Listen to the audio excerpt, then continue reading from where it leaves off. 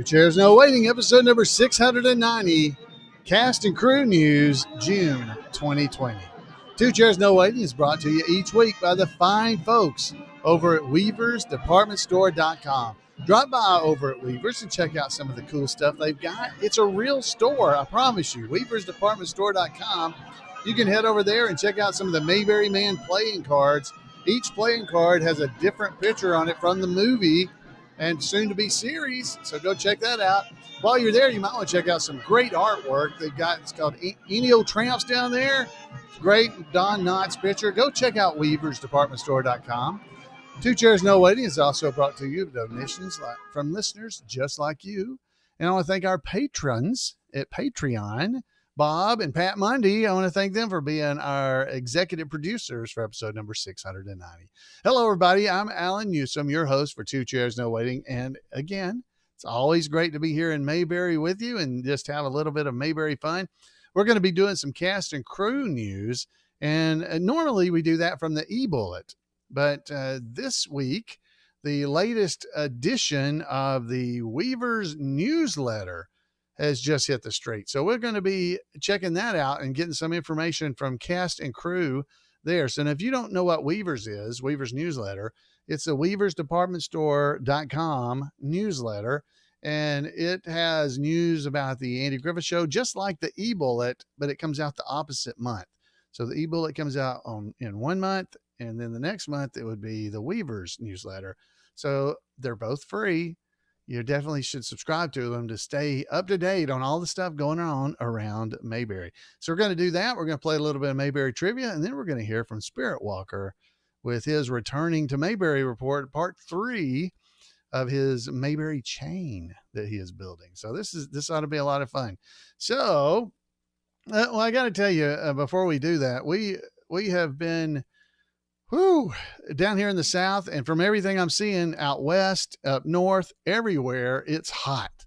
Oh, it's hot. Oh, hot. So in honor of that, before we really get started, I thought I would play this audio clip. So you're going to get to listen to this from the show. There's a couple of pieces we'll probably play, but here's Floyd and Andy talking about how hot it is. Howdy, Floyd. 92. It feels it. I just looked at the thermometer over the door. You know what it is? 92. 92. It's like an oven inside. Hot? Oh, it is hot. Well, as Mark Twain said, everybody complains about the weather, but nobody does anything about it. He say that? Mm-hmm. I thought Calvin Coolidge said that.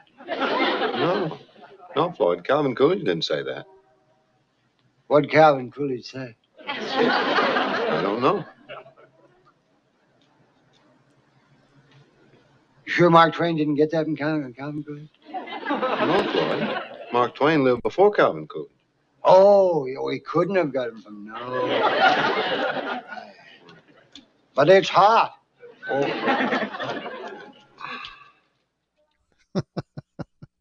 Oh, it's hot. And so then the second part of that, let's go ahead and hear that. You want to know the truth, Floyd? I can't stand it. You can? No. Talking about Roger. He's always telling him stale jokes. Talks all the time. It just gets on my nerves. Oh, yeah, I see what you mean. He's a pushy sort of a fella, isn't he? Very pushy. Well, it's too hot to get worked up about him. Right. It's too hot. Yeah. 92. 92. Everybody complains about the weather, but nobody does anything about it. You know who said that? Calvin Coolidge. Oh, I love that. I love that. Andy, just let it go. Oh, I love Floyd. He is so awesome. Oh, me. So if you're watching the video version, I'm sitting in front of Floyd's barbershop tonight. This is in honor of Floyd. And, oh, it's hot. Oh, 92. 92. Oh, it's, he said that. Calvin Coolidge said that. Oh, I'm a little biased towards Floyd, but I love him. Oh my goodness. And it is hot. It has been very hot. So I hope you guys are getting to stay inside as much as possible or somewhere cool. If it's a pool or wherever you might be, make sure you're taking care of yourself. I know just getting out and washing my car today. Oh my goodness. Oh, it was hot. Oh, it's hot. Oh, okay. So let me move on, or I'll never stop. I'll never stop doing those. I love that stuff. All right. So, we're going to be talking a little bit about the Weaver's newsletter. And as I'd mentioned, before, so let me get a little background music and we'll just play a little bit of something, kind of calming in the background. How about this? We'll have a little background music as we head over and check out the Weaver's newsletter.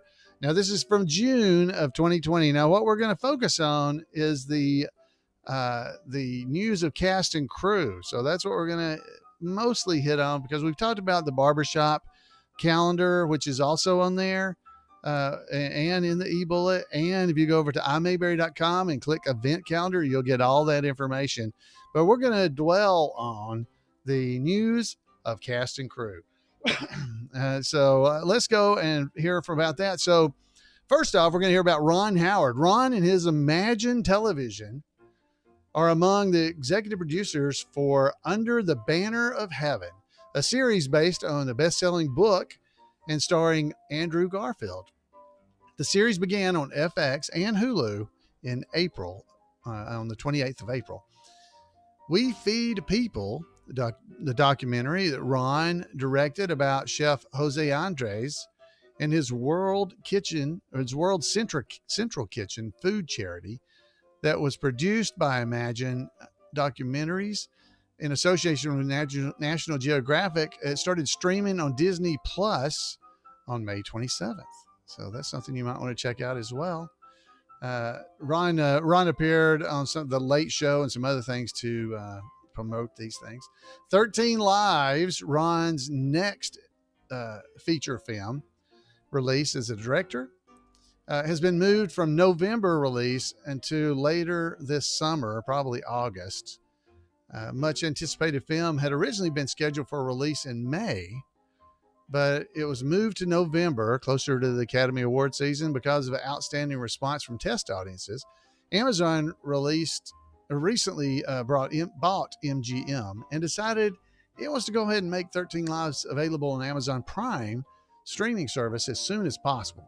So the film is currently scheduled for a short theatrical release this summer, immediately followed by availability on Prime Video. So be looking on that, looking on Prime Video for Ron's new movie.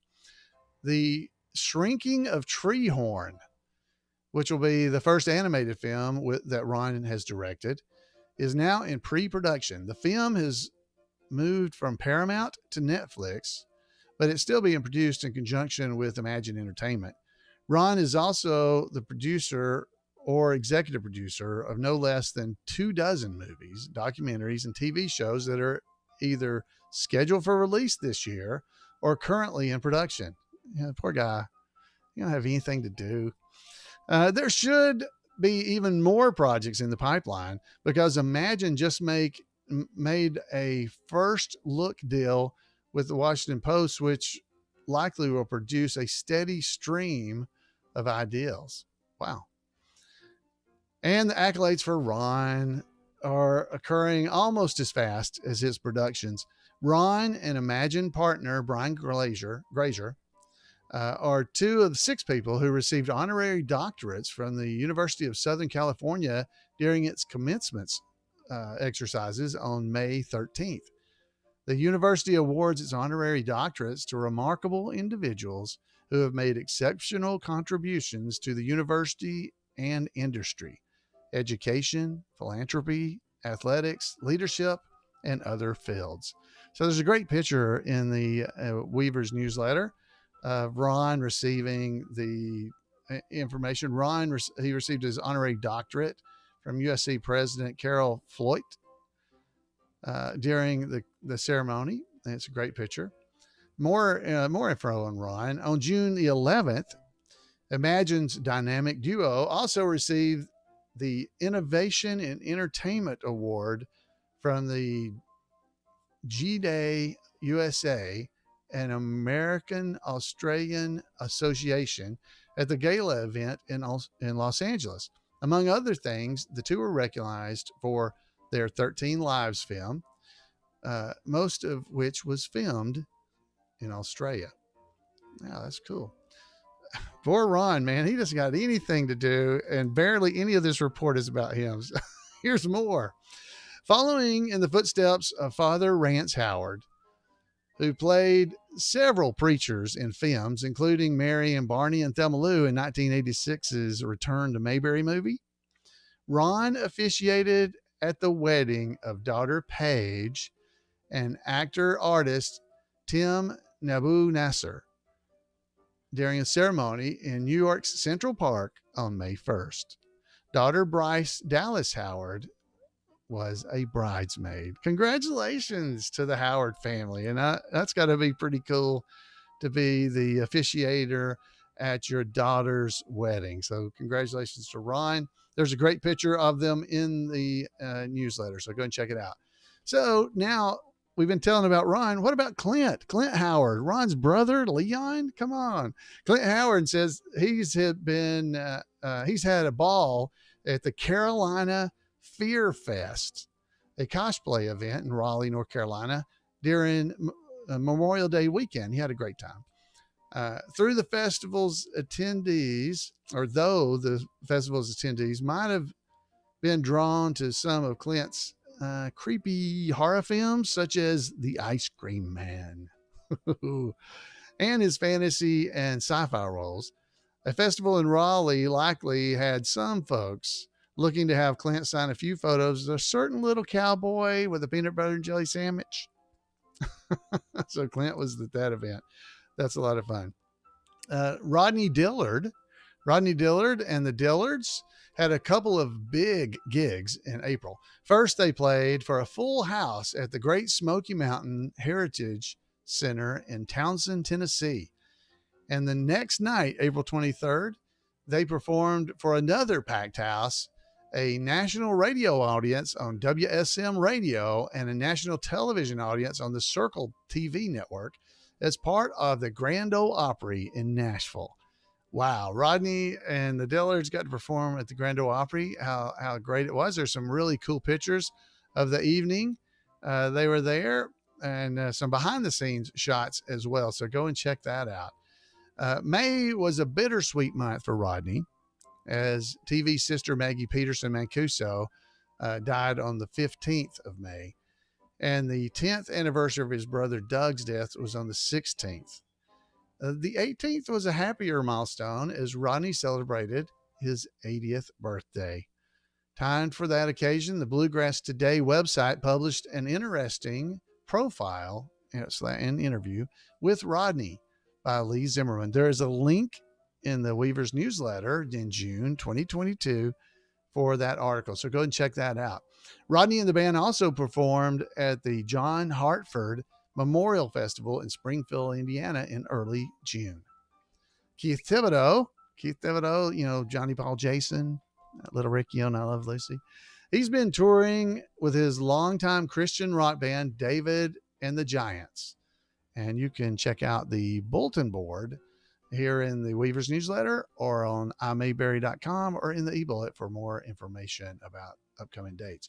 Margaret Carey, Bess Muggins, and Helen Scobie, the two characters she played on the Andy Griffith Show, has been doing some personal appearances at book signings for her Tinkerbell Talks memoir, including an Easter Sunday at Walt Disney's Carolwood Barn in Griffith Park in Los Angeles, and at the Missouri Cherry Blossom Festival in Marshville, Missouri, later in April. Margaret and Rita Lee, that college kid. Hey, Andy, it's that college kid.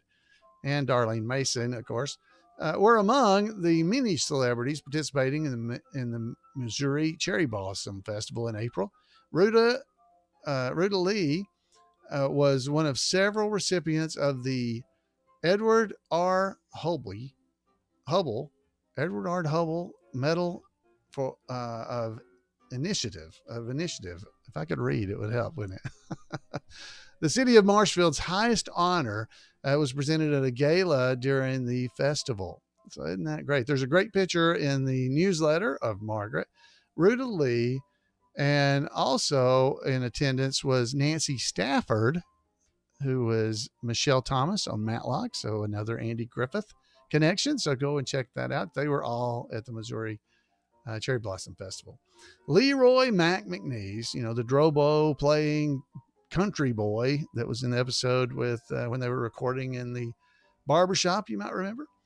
He's been playing music of praise at his church and elsewhere close to home in California. Leroy and wife Janice recently had a wonderful vacation in Portugal before visiting family in London. There's no word on whether Leroy took his Drobo, Dobo. I never say that. I say Dro. I put an R in there. It's D-O-B-R-O.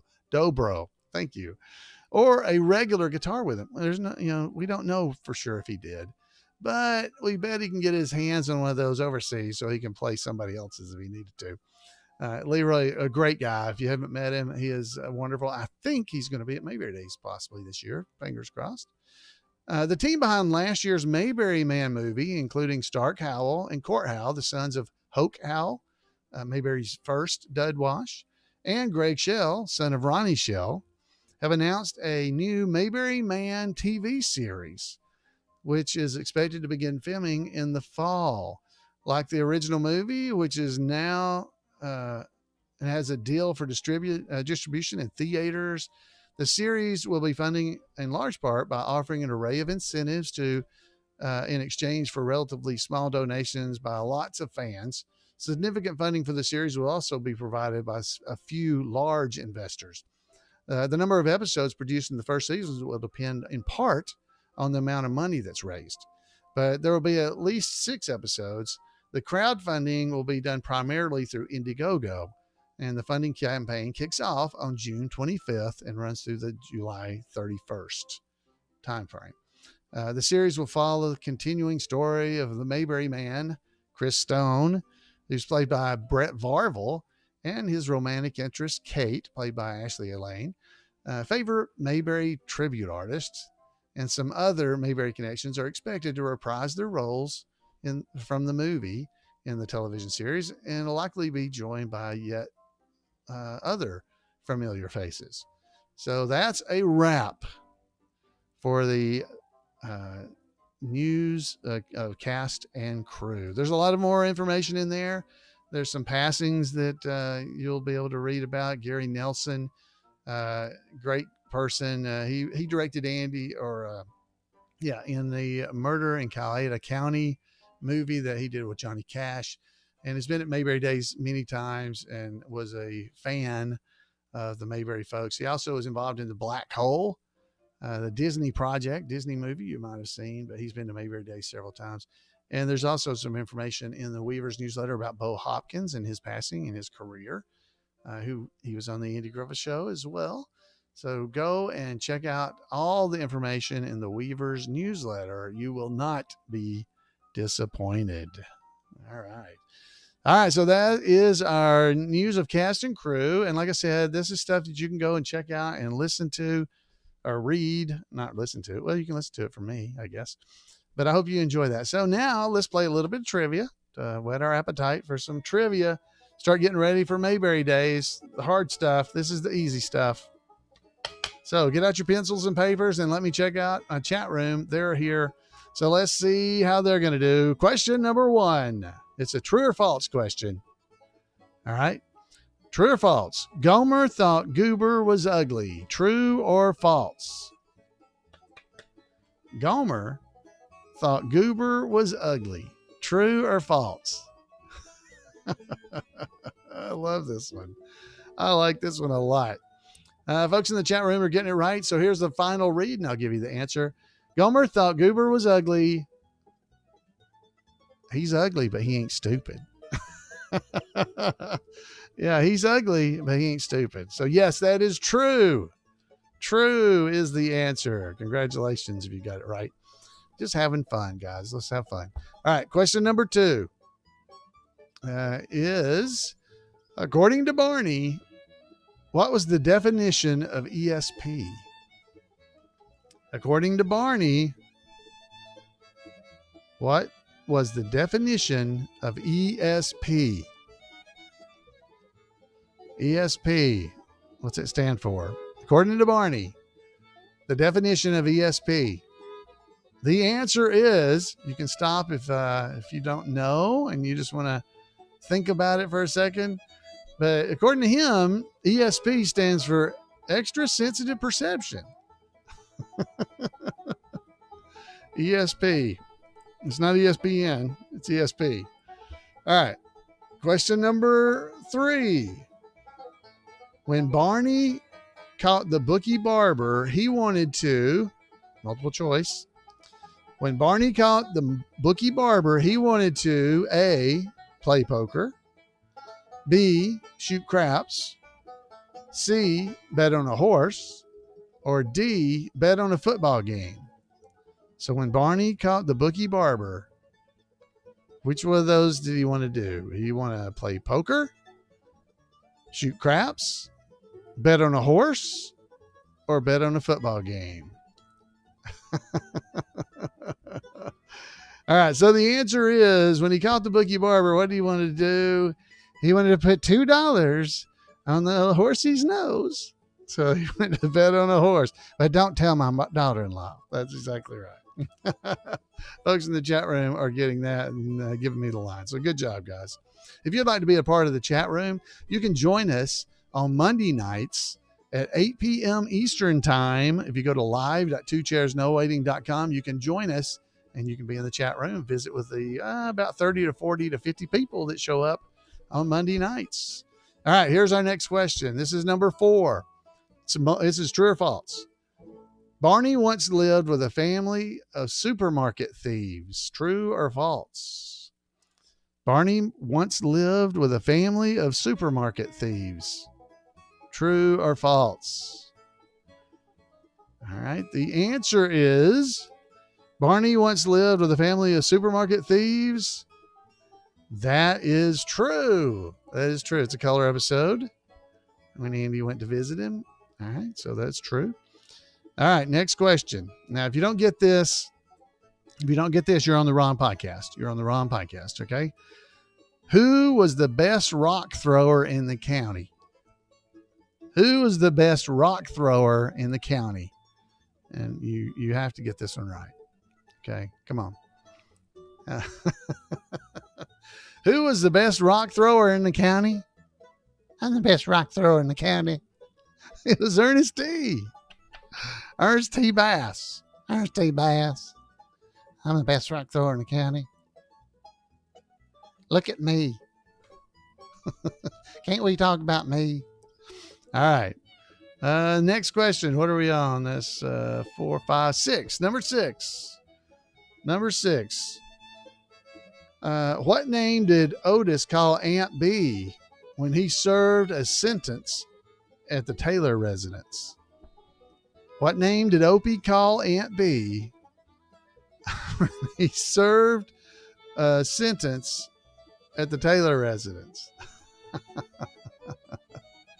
What name did he call him? Oh, that's a good one. I like that one. What name did he call Aunt B? All right. Here's the answer. Aunt B? Bloody Mary. Bloody Mary. There you go.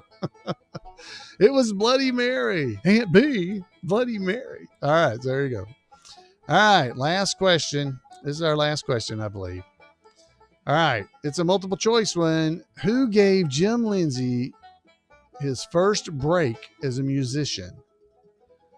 Was it Carl Benson, Bobby Fleet, Ed Sullivan, or Leonard Blush? Who gave Jim Lindsay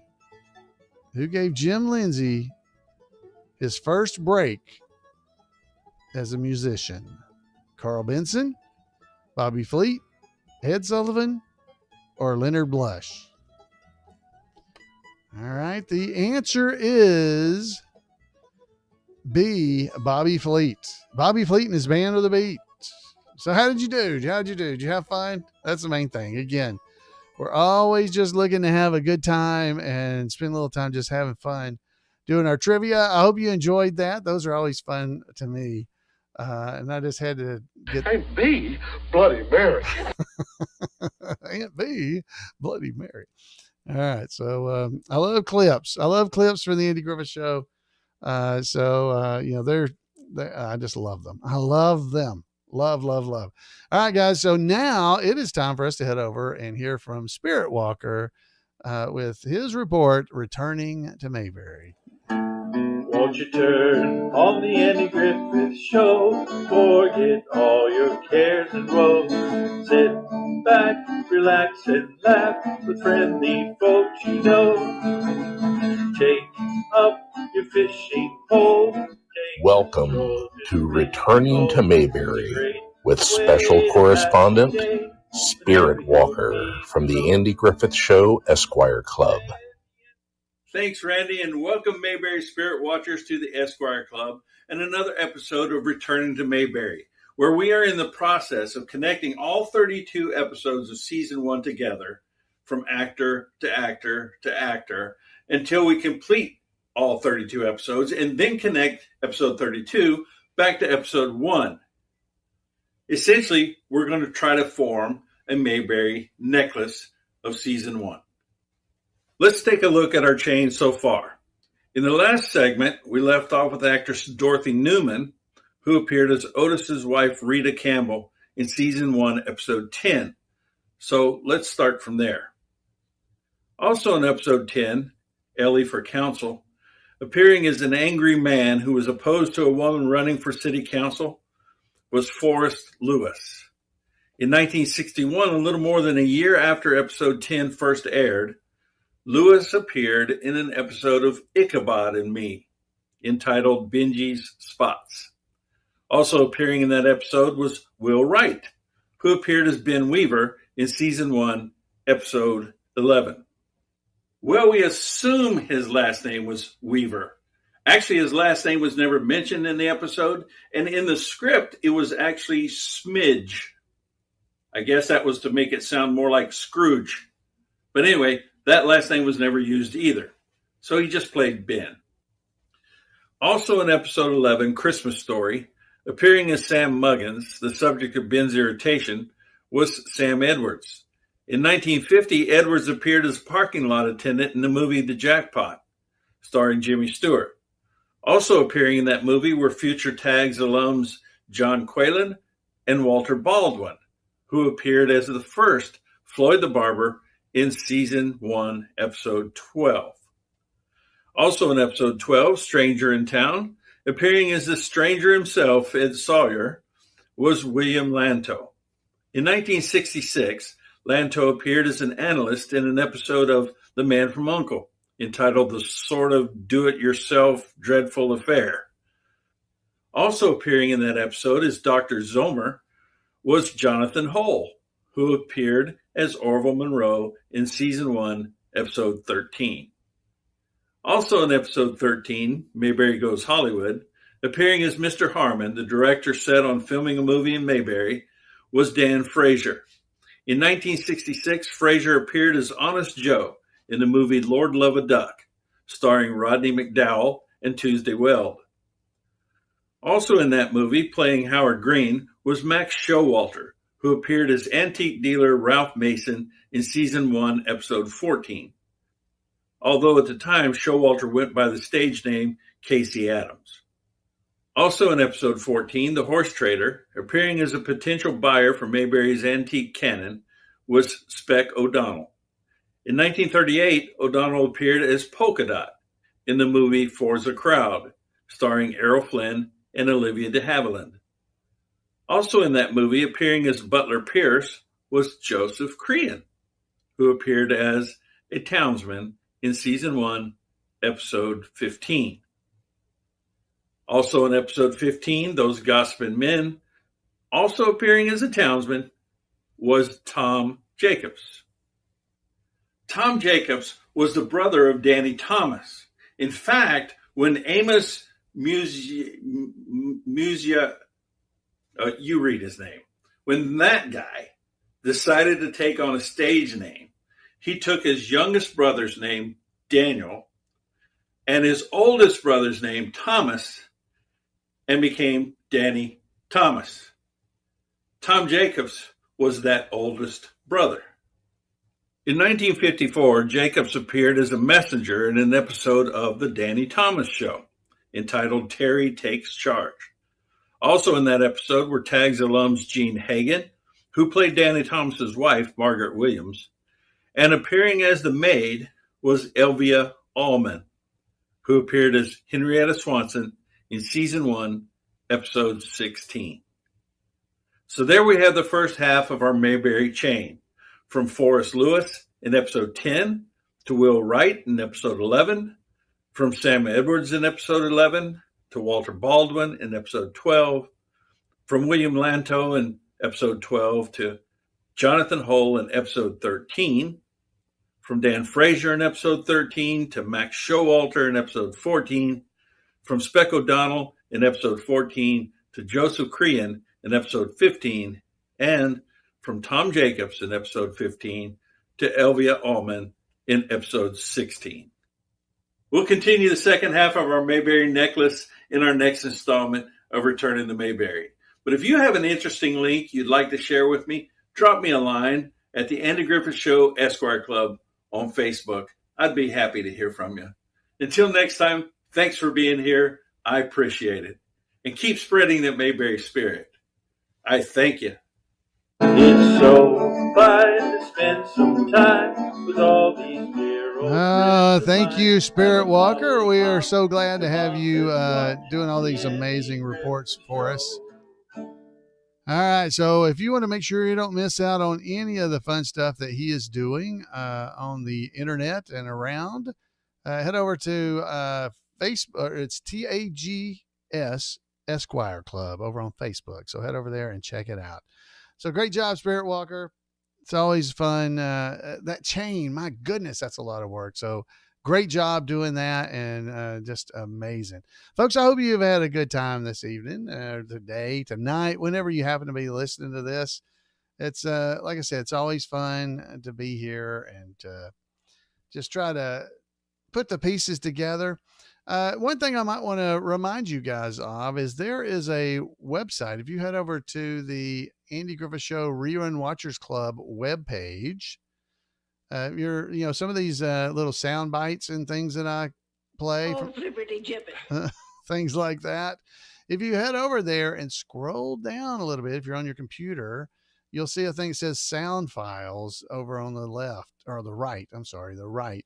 If you click it, it'll take you to a place called Emmett's Waves. And if you click those, you can go and pick up all kinds of wave files. They're not MP3s. We did this years ago.